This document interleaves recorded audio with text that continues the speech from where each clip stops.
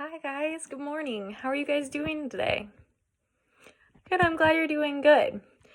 Remember how we've been talking about different vocabulary words? Today we are going to be talking about the words up, down, tall, short, left, and right. We are going to create sentences for each of those words. And I'm going to write them down on the whiteboard, and then I want you guys to copy them down in your journal too. All right? Does that sound good? Okay, good. The first word is up. Can someone give me a sentence for the word up? Johnny? Good job. When I look up, I see the sky. Let's put that down in our journal. The next word is down. Can someone give me a sentence for the word down? Good job, Susie. When I look down, I can see my feet. That's a really good one. Let us write it down. Now someone give me a sentence for the word tall. Good job. Mr. Daniels is tall. Let's write that one down. Next, the word is short. I have a good one for this one. I wonder if anybody can read my mind. Jimmy, you have one? Let's see if you can read my mind. You did. Good job. Miss Schumacher is short. All right. I know the next two words are a little tricky for us to figure out sometimes. So, after we write the sentences, we're going to play a little bit of a game. Is that all right with everyone? All right, good. So, can someone give me a sentence for the word left? Yes, when we leave the classroom, we turn left to go to the gym. Good job. Now, let's write that one down. And then, can someone give me a sentence for the word right? Good job, Samantha. Cody is sitting right to the right of you. All right, so I know those words are tricky to know. And even I mess up sometimes when what my left and what my rights are. So we're going to play a fun game to help us remember. I'm going to give each of you an object, and we are going to sit in a circle. I'm going to read a story to you, and you are going to have to listen really closely to when I say the word right and when I say the word left. When I say the word right, I need you guys to pass your object to the right. When I say the word left, I need you guys to pass your object to the left. Do you guys understand that? Okay, good.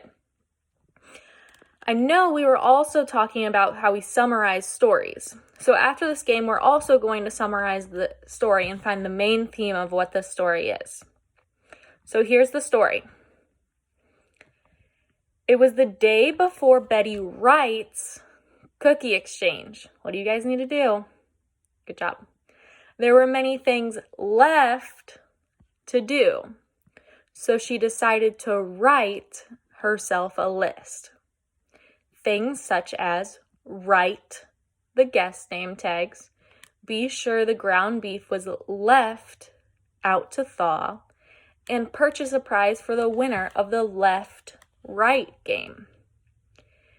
Just as soon as she was done writing the list, the doorbell rang. She left the kitchen right away to answer it. To her surprise, there was nobody there. She looked to her left, nothing. She looked to her right, nobody. She looked down, and there was a big package right at her feet. It was addressed to Betty Wright, 375 Left Side Road, Wrightville, Pennsylvania, 16046. Her eyes raced to the upper left corner to see who it was from. But there wasn't any writing. She went right back to the kitchen to get her scissors that were left on the counter. She carefully cut open the package to see what was inside, and what was inside left her speechless. You see, 2 weeks prior, Betty Wright had left her purse in a busy shopping mall. She just thought that it was gone forever, along with a Christmas wish list that she had fun writing each year. Well, not only was Betty Wright's purse in the box, but every item she wished for was right in the box too. New stationery for writing notes, a cozy scarf to replace the one she left on the bus, and a pair of designer shoes that fit just right. She noticed an envelope that was left right at the bottom of the box. Trying to steady her hands, Betty Wright tore out the card. It simply read, "Paying it forward, the right thing to do." She slid right in a chair as tears left her cheeks. That experience left an impression on Betty Wright that day. From then on, she pays it forward, and each year does something right for a fellow human, whether it's a gift left right on a stranger's doorstep or another act of kindness. She mostly wants to share the joy that she got the day that has never left her heart. So think about it. Who can be your Betty Wright this year? Good job, guys. You did so well with your left and rights. We're going to read that story again now, and we are going to summarize it together to find the theme of it. Do you guys remember what a theme is? Good job. A theme is the main idea that comes from a story. All right, so keeping that in mind, let's read the story again and try and figure out what the theme is. It was the day before Betty Wright's cookie exchange. There were many things left to do, so she decided to write herself a list. Things such as write the guest name tags, be sure the ground beef was left out to thaw, and purchase a prize for the winner of the left-right game. Just as she was done writing the list, the doorbell rang. She left the kitchen right away to answer it. To her surprise, there was nobody there. She looked to her left, nothing. She looked to her right, nobody. She looked down, and there was a big package right at her feet. It was addressed to Betty Wright, 375 Left Side Road, Wrightville, Pennsylvania, 16046. Her eyes raced to the upper left corner to see who it was from, but there wasn't any writing. She went right back to the kitchen to get her scissors that were left on the counter. She carefully cut open the package, and what was inside left her speechless. You see, 2 weeks prior, Betty Wright had left her purse in a busy shopping mall. She thought it was gone forever, along with a Christmas wish list that she had fun writing each year. Well, not only was Betty Wright's purse in the box, but every item she wished for was right in the box too. That would be pretty cool, wouldn't it? Yeah, if you found all of the items that you had on your Christmas list in a box from somebody, that'd be cool. So let's continue on. So she found in the thing new stationery for writing notes, a cozy scarf to replace the old one she left on the bus, and a pair of designer shoes that fit just right. She noticed an envelope that was left right in the bottom of the box. Trying to steady her hands, Betty Wright tore out the card. It simply read, "Paying it forward, the right thing to do." She slid right in the chair as tears left her cheeks. That experience left an impression on Betty Wright that day. From then on, she pays it forward. Each year, she does something right for a fellow human. Whether it's a gift left right on a stranger's doorstep or another act of kindness, she mostly wants to share the joy that she got that day, which has never left her heart. So think about it. Who can be your Betty Wright this year? So now we want to go on about what happened in the story. So can somebody tell me what happened first? Yeah, Betty was going to have a cookie exchange. So what happened next? Yes, she wrote a list for what she needs to do for the cookie exchange. Good job. Now what happened? Yeah, the doorbell rang. And what was there at the door? Yeah, there was nobody there, but what was there? A package. Good job. So what did she find? Well, what happened next? She took it back to her kitchen. Good job. And she opened it, right? Yes, good job. So, what did she find when she opened the package? Yeah, she found her purse. And where was her purse? Yeah, good job. She left it in the mall 2 weeks later, and she just thought it was gone forever. So then what happened next? Yes, good job. She found other stuff in the package as well. And what was it? It was everything she asked for Christmas. Good job. And then after she noticed that everything she had asked for Christmas was in there, what else was in there? Yeah, there was a note in there. And then what happened? What did the note tell her? Yeah, the note told her to pay it forward and to be kind. Good job, guys. That was really good. It was a really good summary of the story without telling all the details that happened. Good job. So, did you guys learn something from this story? Yes, you want to show kindness to others. And that's what Betty Wright continued to do, right? She decided each year that she was going to do something nice to somebody else because she wanted to make sure that she could give people the joy that she felt in her heart when somebody did it to her. And that's what we want to do, right? Yeah, good job. All right, so now we are going to read another story, and we are going to talk about what happened in the story. We're going to summarize it all at the end, okay? So this story is called The Tortoise and the Hare. And I want you guys to listen for the key points that happen without all the details.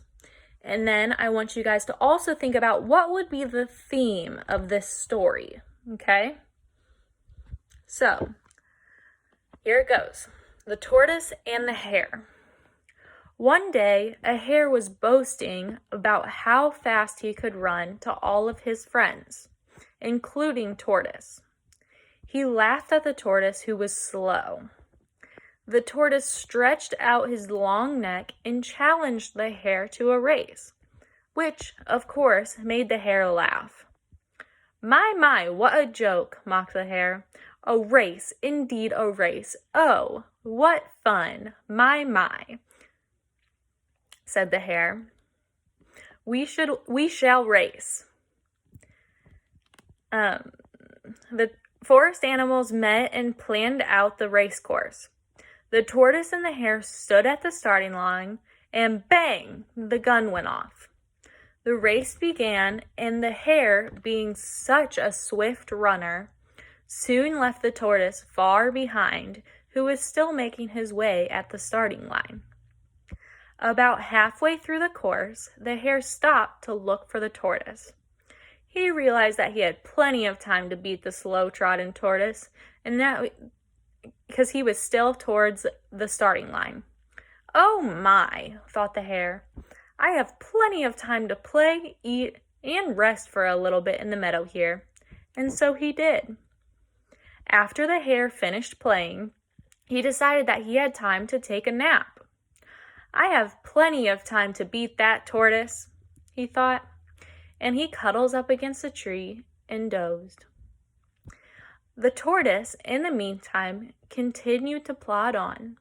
No matter how slow he was, he never stopped, but took one good step after another. The hare finally woke up from his nap. Time to get along, he thought, and off he went, faster than he had ever run before. He dashed as quickly as anyone could up to the finish line, where he met the tortoise, who had completed the race and that was patiently waiting for his arrival. It was a good story, wasn't it? Are you guys thinking about how you could summarize it and what the theme is? Yeah? All right. So let's go on. So what happened first in the story? Yeah, the hare was talking about how fast he was. And then what happened next? Yeah, the tortoise challenged him and said that he would race him. then what happened? The hare just laughed, yeah. He laughed and said that was a joke, and of course they could race. He was thinking that he would win all along, right? Yeah. So then what happened? Yeah, the forest animals set up a race for them. And then what? The gun went off, yeah. And the animals, the tortoise and the hare, started racing, right? Yep, good job. So what's next? Yeah, the hare began to run really, really fast, and he realized that the tortoise was behind him. He felt good, right? Yeah. So then what happened? He stopped, didn't he? Yeah, why did he stop? Yeah, he thought that he had plenty of time and that he could just play and do whatever he wanted. Yep. Good job. So then what happened? Yeah, the hare took a nap. He took a nap. So then what happened? Yeah, the tortoise just kept on going, one foot after the other. Just going his slow little pace. Good job.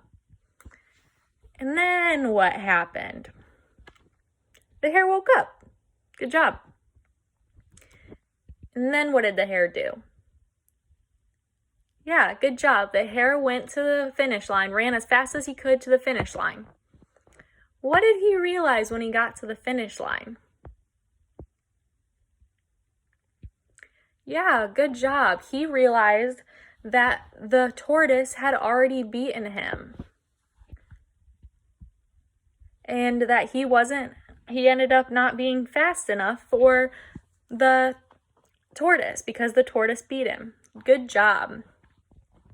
So, what did you guys learn in this story? Yeah, that just because someone's faster than you doesn't mean that they will always win. So what would be the theme? Yes, good job. Slow and steady wins the race. Always take your time and never give up. So do you guys have any stories of when you have done your best and you have been slow and steady and you have gotten the work done and it was probably some of your best work that you've done? Yeah, and there was probably some kids that worked really, really fast to get it done and it probably wasn't the best, right? Yeah, good job. So now that we read the story and we figured out the themes, I would like you guys to write in your journal for your exit ticket. I want you guys to write about one of the themes that we talked about today. So you can either talk about a story where you have shown kindness to others, or how you have been slow and steady and you've won the race, even though somebody might have been faster than you. I would like you guys to write about that. So an example that I would give would be that one time I had a project that I had to do for my college classes, and I knew everybody had just flown through it because they thought that it would be easy and that they could just get it done in the last night that it was due. I decided that I was going to start it early and I was going to take my time on it. I did, and I was told that my presentation was one of the best in the class because I took my time and I did that. So I probably got a better grade than some of the people that worked really, really fast. And I've also shown kindness to others I've gone through a drive-through before and I've paid for the person behind me without somebody doing it for me. So I want you guys to write about your experiences, okay? Good job today, guys. Goodbye.